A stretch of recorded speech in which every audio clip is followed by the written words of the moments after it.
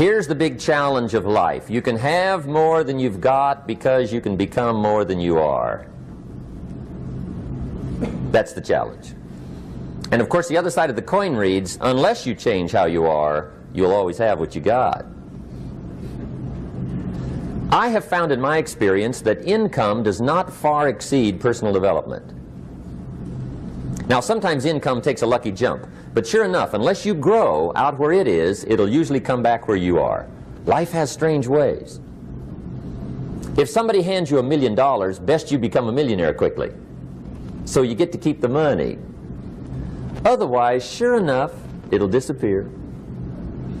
Somebody once said, if you took all the money in the world, divided it up equally among everybody, it would soon all be back in the same pockets.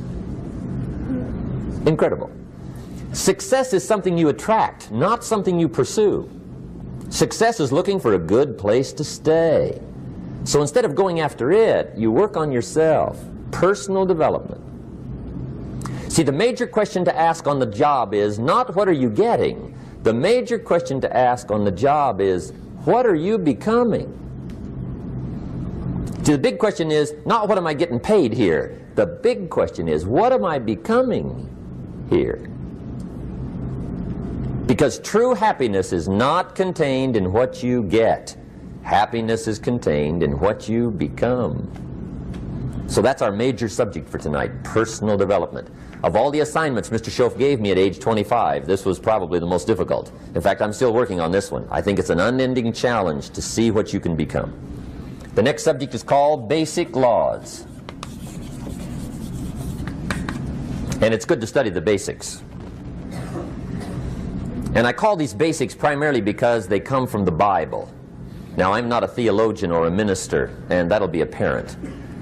But Mr. Schoaf taught me that the Bible was a good textbook for ideas and stories and success equations, how to live the better life. I found out that was true. He also taught me that the Bible is as practical as it is spiritual, and I found out that's true. If you look at your bank account and your income and you're not happy, there are several places in the Bible to check to see what the heck's wrong so you can make the changes. And we're going to cover some of those tonight, called basics. Okay. The next subject is my favorite, setting goals. Mr. Schoaf taught me how to set goals. What a favor that was. One morning at breakfast, shortly after I met him, he said, Jim, let me see your current list of goals and let's go over them and talk about them. He said, maybe that's the best way I can help you get a better direction started. And I said, I don't have a list. He said, well, is it out in the car or home somewhere? I said, no, sir. I don't have a list anywhere. He said, well, young man, that's where we got to start. He said, I can tell you right now, if you don't have a list of your goals with you, he said, I can guess your bank balance within a few $100s. Which he did. And that got my attention. I said, you mean my bank balance would change if I had a list of goals? He said, drastically. That day I became a willing student how to set goals. And sure enough, learning how to set goals changed my life. And I often wondered why no one had ever taught me how to set goals up until age 25. I went to high school, but if they offered it, I missed it. I went to college for a year, never heard it. I worked for Sears. Really. And to my knowledge, Sears never taught it. Right? How to set goals. So here I am, age 25, married, my family's starting, I've been to college, I'm working, and I still don't know how to set goals.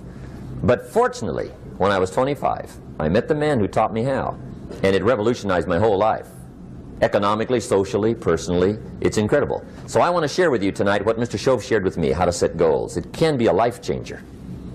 Okay. The next subject is the negative part of the seminar. Life is part negative, so we got to talk about the negative. And this subject is called diseases of attitude. Diseases of attitude. There's a lot of things that can wreck your chances to do well. We live in a rather dangerous world, so you got to be not only wise, you got to be careful. Now, attitude diseases are just as bad as physical diseases, right? High blood pressure, heart trouble. I mean, a lot of things will ace your chances to do well. So you've got to be careful.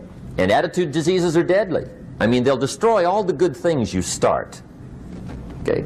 So we'll go through those attitude diseases, how to spot them, how to look for them, what they are, and the cure. And I'm a pro on these because I've had them all, so I can give you excellent advice on these.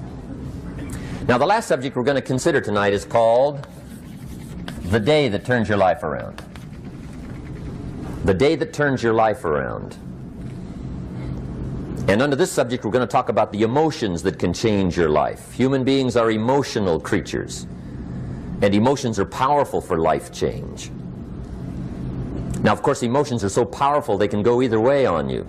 Emotions can either build or destroy. So you really have to employ emotions properly. We call civilization the intelligent management of human emotions. If you can intelligently apply your emotions in the right direction, no telling what can happen. Could turn your life around one day would be sufficient. So we'll talk about those. Okay. Now that's a lot to cover in one evening, but we'll keep at it here and see if we can't get it all done.